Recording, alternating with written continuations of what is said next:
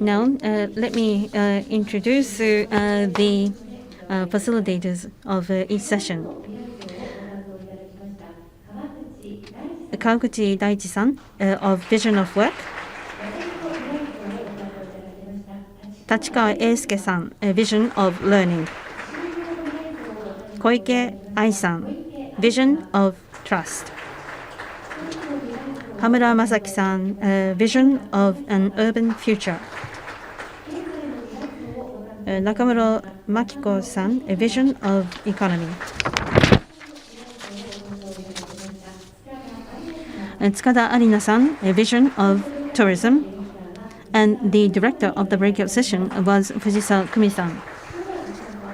Fujisawa-san, please, over to you. Thank you very much, everyone. Thank you very much for the hard work, everyone. My responsibility was to visit all the breakout sessions. There was a common theme that was running through each of the breakout session, and I hope we can do the same in this meeting as well. So we would like to everyone to summarize your breakout session discussions. Not just summarize, but we would like you to put forth one proposal. It could be for government, it could be for corporations, or it could be for model building. Please state your proposal. It could be a declaration for your action going forward as well. I'm sorry that I've surprised you on this, but now please start. This breakout session, Visions of Work, well, as the title says, we discussed the visions of work, the strength and advantage of corporations, and the employees' background. The diversity has increased. This is a common understanding we have reached at the breakout session. Corporations and the employees, they are being diversified. So the issue here is going to how to match the needs of those two. On the other hand, there is a remote work style expanding, and the data is being digitized. HR tech, a new technology is now being introduced. So things that are not included in the textbook, such data and information needs to be communicated physically at the workplace, and that importance is increasing. At the same time,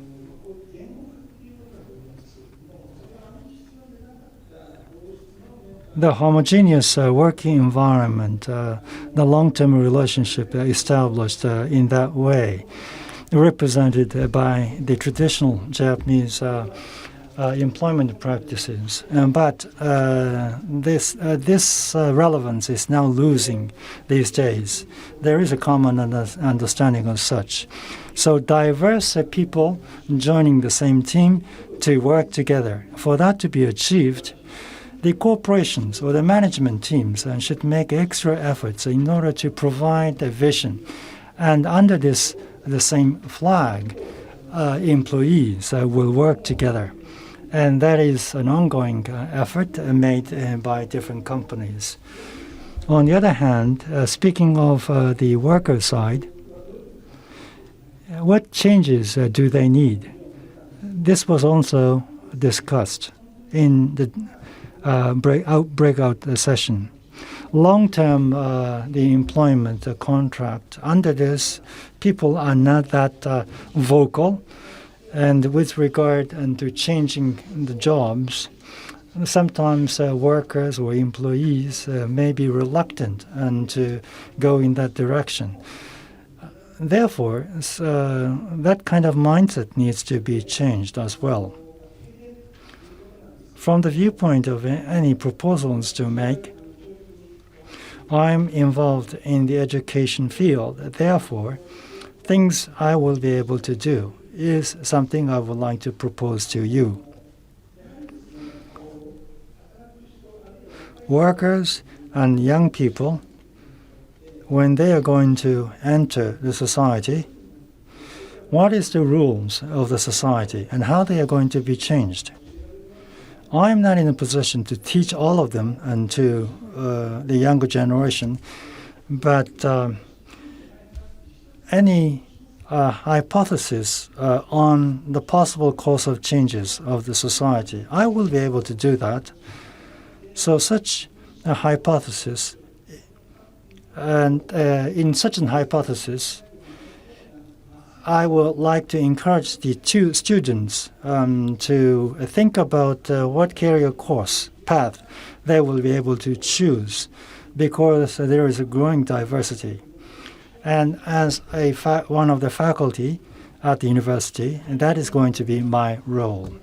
出すような仮説を So, to provide a hypothesis for the future for the students. So let's talk about the next topic, which is the vision of learning, and your proposal, please. Now, our topic was visions of learning, whether it is being successful or not. And I also mentioned that there is a possibility that we are not meeting the needs in OECD. It is evaluated that the Japanese education system is not done well enough because the effort will be evaluated, but the result is not the case. And the problem is that you cannot disagree with other people. When there is a division of views, you cannot say that you are wrong. It needs courage is required. You have to be considerate. Disagree is called for according to Harvard Business School. I think this is was proposed. What is the value of disagreement was discussed. There is metamorphosis and adaptation. Error will occur, but ultimately it will lead to a successful result. Because the events that is not within your comfort zone will occur more significantly. So you have to be open to areas outside of your domain. So the error occurring mechanism and how to accept errors must be reflected in the education system. And we have found out that this type of evaluation, or how we can evaluate such a learning experience, is difficult. But if there is no evaluation, mental feedback occurs. As we grow as a person, we don't grow because of evaluation, but good feedback could lead to successful results in terms of growth. There was insightful views that were presented. Now I would like to come up with a proposal. You have 30 seconds. There are 4, so I have to select one. The first one is compulsory education, and the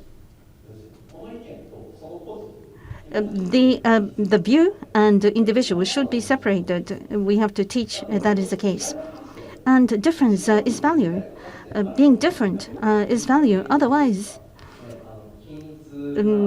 uniform management system or uniform screening of schools will occur if we do not teach that difference is good. I'm sorry, please be brief. So there should be background evaluation. So in terms of focus as well as a more comprehensive approach should be taken, and all the subjects in school will allow them to pursue beyond what is in the textbook. So evaluation thinking is very important. So next is the Koike-san's. はい First, it is a recap in discussing the future.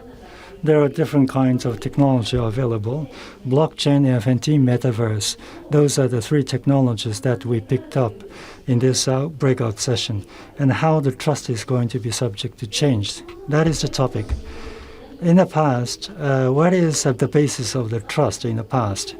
In the past, the lineage, for example, or the track records, or the work records, they form the basis of trust. And that was the precondition. And that is how capitalism works. The evaluation by the market, demand and supply, determines the value. And that's how the value is determined out in the market. At the same time, in the area of art, the evaluation made in the area of art, market for one thing, and another important thing is the experts' evaluation or assessment or critique. So this kind of assessment given by the critique, what is going to be passed on in the history? It is part academic, but at the same time, in reflection of the long history, the experts will determine what is going to be passed on. Aesthetic value is to be determined and selected by the experts. That's how the older practice is. That is the current situation. But in the metaverse future, how they are going to be changed? For one thing, what was common across the discussants was that supply and demand is the determining factor. That is a common thing. The reason is, in the world of metaverse, digital data is supposed to be the elements. NFT is going to be a technology that discerns the differences. So it is the digital data, but it can be defined as the only one. And that creates the asset, and demand and supply situation can be materialized. Therefore, the situation in the physical world can be repeated in this way. And in the metaverse world, the evaluation method or criteria are going to be changed. Currently, for example, that there are no experts and that will give any evaluation. That is how the current metaverse is. NFT and metaverse world, speaking of the art world, how the evaluation assessment is going to be made. There's going to be a huge gap from the physical world. That means curators are lacking in the metaverse world. That's one point we have identified. Now, stepping into the proposal side, needless to say, metaverse players are limited. Evaluators, decision makers, they are very limited. So it only controlled by demand and supply. So it is the time for joining this world. And that is the common conclusion that we have come up with in the breakout session.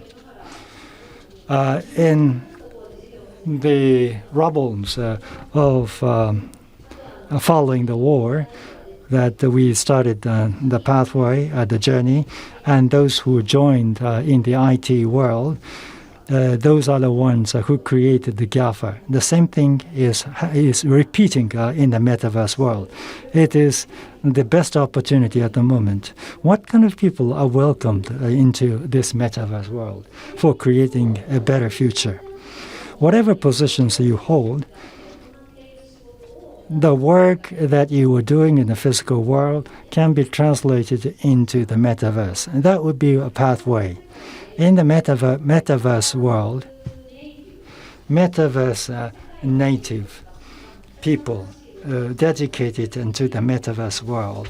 And that would be one possibility, but at the same time, there is a different view. The knowledge that you own can be fully utilized and to be involved in the metaverse. And that would be a shorter path. I think you all have your own work and jobs, but what you will be able to do in the metaverse. That would be the starting point. It is going to be a kind of a warm-up or thought exercise before you actually get involved. And then you may open up an opportunity for investment. Thank you very much. で、都市の未来像、Next to Hamura-san, please. The vision of the urban future. Rather than predicting, it is to create. So it's about other case talk. That is what we discussed. With COVID-19, the cities are undergoing significant change. In the Spanish flu, various technologies came to the fore, such as telephones, mass media, and automobiles were developed at that time. And by the same token, triggered by the Spanish flu, there has been a revival as well. Telework Committee Association was established 20 years ago, but it is now gaining steam. This is occurring in this current pandemic as well. It's based on internet technology, and metaverse is also included in this domain. What we are considering is that in the 4 to 5 years down the road, there's not going to be significant change. But what about the 20 years? Compared to 21 before the smartphone, how does it compare to 2021? And what will happen in 20 years down the road? This is going to be dystopia. People can live where they want if they can, but if they cannot, they will be like Lady Player One. They will be in the metaverse world always. We don't know whether this is going to happen, but connectivity and people-to-people density, distance and density is to be redefined in our discussion. It was only in the physical area, but this will also have connectivity in the digital world as well. And the urban environment is one part of that. If you don't want to if you don't like the real world, you can go to the metaverse. Go to the city, and similar people will be grouped together according to laissez-faire. But if we do without laissez-faire, and that will be the case if it's a private sector decides. But diversity must be ensured. But diversity could differ going forward as well. So public interest capitalism is very important. Because if you do something in public interest, it will be returned back to you. We're talking about altruism. No one wants to do that, actually. Altruism is for oneself, not for others. And this must be included in the mechanism, and bear this in mind. Private sector views should be abandoned. We should be focused on people, whether it be land or otherwise. And a sustainable mechanism will be required. If we have a sustainable system, it will be returned to you. You will be able to benefit. Real estate development is taking place, but people are aging, and it could become slums. And so developers will be losing out in such an environment. Sustainable environment is required. Benefit has to be returned to people. There has to be diversity in terms of age, social class, and income. It should not matter. Like on the net, on the internet, there could be connectivity, even with the different incomes and different social classes, and it is emerging in the private sector. We have to create such a future. So we want to do that. This is our this is a commitment. One by one, I'm not young, but young people should pursue this. That is important. So we should all work together. In unison. Thank you. Visions of economy, Nakamuro-san. In this session, Nagasaka-san, artist, and tuning the excessive capitalism. And that was the starting point. What we might mean by that is that the convenience, investment for improving convenience, instead of that, out of our own life, the society should be enriched. There should be a mechanism for incentivizing such investment. Externality is an economic term. Positive externality should be promoted through investment. More specifically, Nagasaka-san was talking about experience in the Ghana.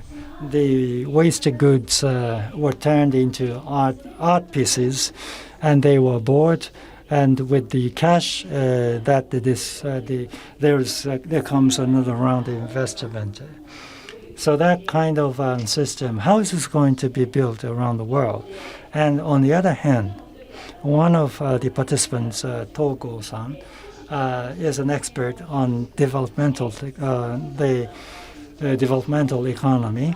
When it comes to the capitalism, instead of excessive aspect, there should be variations or differences between Japanese capitalism and American capitalism. That means the forms of capitalism differ depending on the country. And then, what kind of form is going to be sustainable? The investment in human resources needs to be highlighted, and I think a lot of literature point to this fact. How is going to encourage investment in human resources? I think there is an overlapping with divisions of learning. The current Japanese educational system is flawed, and how it is going to be appreciated and evaluated is an important task. For example, the entrance examination, and I think a lot of people are concerned about the current state. This has to be fundamentally changed. There was such an argument. And one of the key words around this topic is that investment in the outside area, pro-sociality, needs to be developed within the framework of education. Abe-san was talking about his own class or as a social entrepreneur. The sense of ownership to be nurtured and putting yourself in others' shoes. That kind of the lesson is being taught, that people need to see the problems on the ground. Exploring the study is essential, and that would raise pro-sociality sense. The Japanese education system should proactively introduce them instead of rote teaching, which characterizes the current Japanese educational system. So through exploration, they will be able to gain sense of empathy, and that would also lead into pro-sociality. It is good for the children. Adam Grant, who is a famous professor at Stanford, and he wrote and authored a book, Give and Take.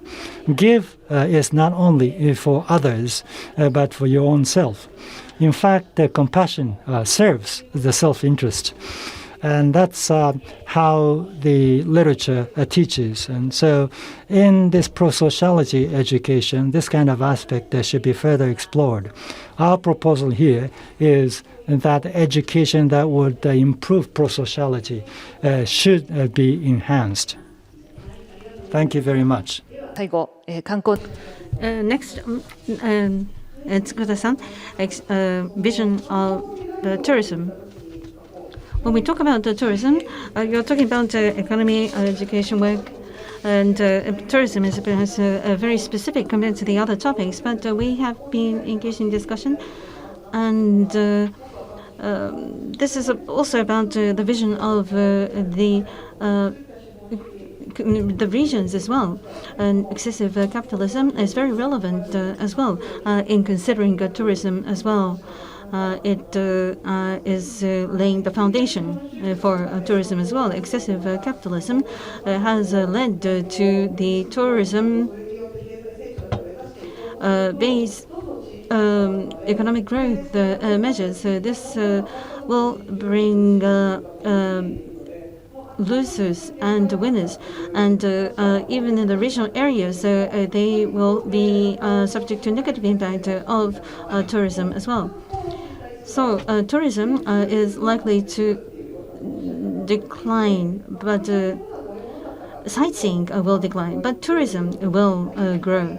There has to be some light, something to highlight, and people want to go and see that. This is very much relevant to Instagram as well. There are many sightseeing spots where people want to visit. This is likely to continue for several years, but tourism is different. It's not just sightseeing and coming back, but you can travel in the area. There could be interaction with the people. New me can be developed as a result of tourism. I believe that there is a significant room for growth. On the other hand, toward the end, we received a question that was very relevant. There is individual tourism, DIY, customized based on experience, is being promoted. These examples are increasing, but what is going to happen in the future? I don't know the detailed numbers, but several thousand people and 100 million people. Do we have the strength to cater to the different individual needs? But for Japanese tourism industry, can that be replaced? And will individual examples be relevant for the future of tourism? Fuji Naotaka-san said something that is very reasonable. We were thinking about how to sustain tourism as an industry, but on an individual aspect, even if it's small, we have to make sure that there is a cycle that is established. In Japan, we will see a declining population. There will be isolated areas, even small villages. One experience could be new tourism. It could be for 20 people, it could be for 1,000 people. It could be small, but if it is sustainable, it will show the way in terms of the future of the tourism as well as the future of the economy. So my proposal is that I am involved in cultural activities. Government as well as main companies should not just distribute coupons. That's good, you can be done, but not earmark exclusive budget. But for the municipal governments, what kind of economic impact is the question that is always posed. Is this correct? We have to vote to show evidence. And we should not be self-complacent. But the impact should not be the only focus. Even if it's small, if it is sustainable, a sustainable model can lead to a new culture. And this is, the culture should receive more investment. That is my proposal. Powerful presentation. We have run out of time as a result, so I need to watch the timeline, and I have to hand over the microphone and to Professor Takenaka. Over to you.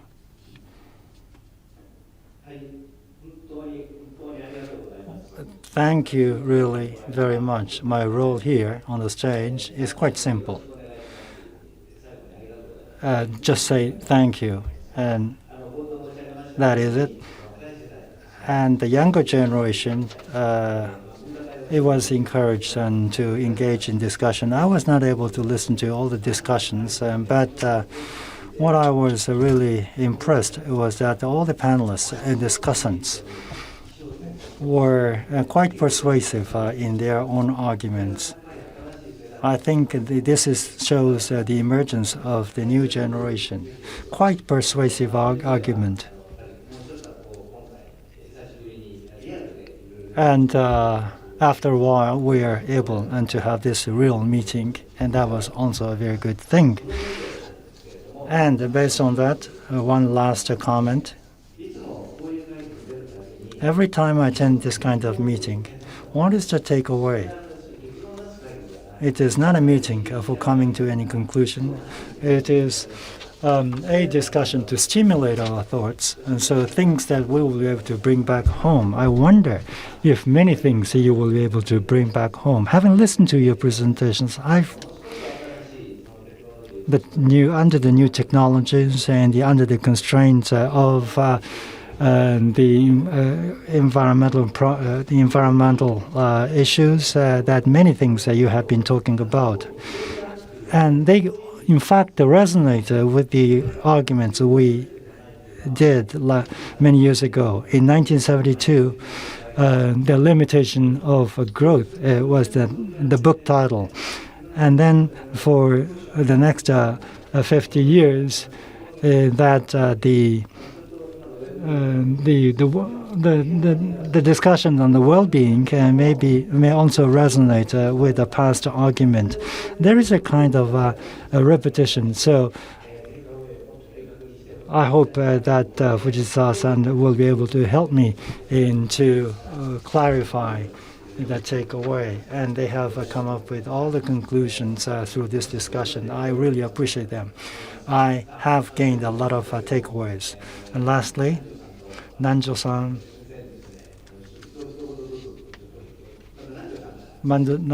would you say a few words?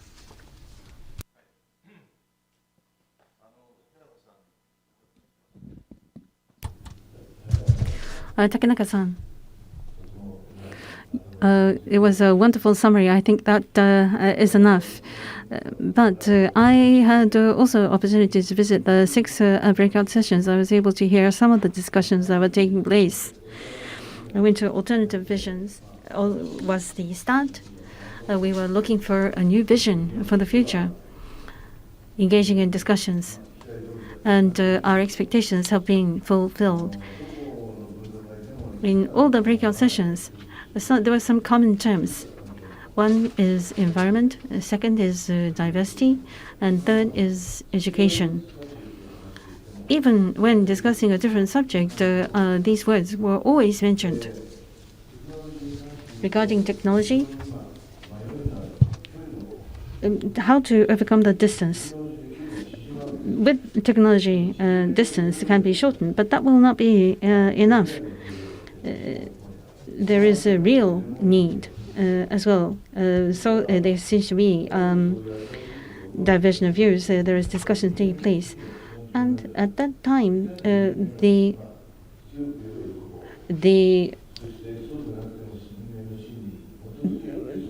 human emotion is very important, such as the need of the humans, and whether we can make a turnaround. The guidelines and design to enable such a process will become increasingly important today. Professor Tachikawa, this is the 9th symposium. I think it is quite meaningful to host this kind of meeting because our thoughts is stimulated. And in addition to that, when it comes to my generation, the baby boomer generation, so we always hope for something. And I have my own homework, and having listened to your presentations, I was trying to find a clue, and I was really impressed with the content of the discussion. I just would like to share some of my personal views on that. My expertise on urban development, there is accumulation and contact, and that is supposed to be the basis of any city. Under the pandemic, the people are now doubting their values. As far as I'm concerned, my conclusion is that the contact and accumulation, that still continues, but the content or the pattern is going to be changed, virtual and real or physical. Now, to what extent the virtual will be able to replace the real world? There is a certain extent that it is made possible. Therefore, I think going forward there is no change to the importance of accumulation and the contact. What we have witnessed under the pandemic and what will take place in the post-pandemic era. The overall trend here is that the things that may take place will be accelerated. That's what is actually witnessing. We are now standing at that kind of a turning point. And in addition to that, what we envisioned in 20th century in terms of planning, that methodology is going to be changed. If we are going to enrich the city, some people are enriched, but at the same time, there are those people who are out of that. There should be a new plan in order to embrace them going forward. And that's what the COVID-19 pandemic teaches us as the largest lesson. That is my takeaway lesson. Thank you very much. Thank you. Diversity was an important theme. And also there was a dialogue between the older and the younger generation. I think we should be more inclusive so that we can realize a different society, diverse society. With your effort, with your power, we have to take action. And through action, let's bring to bear the takeaways so that we can change Japan and the world going forward. Thank you very much for your participation. This is the conclusion of the Innovative City Forum. The 9th meeting is now concluded. Thank you very much. Please give a big round of applause to all the participants on the stage. Thank you very much.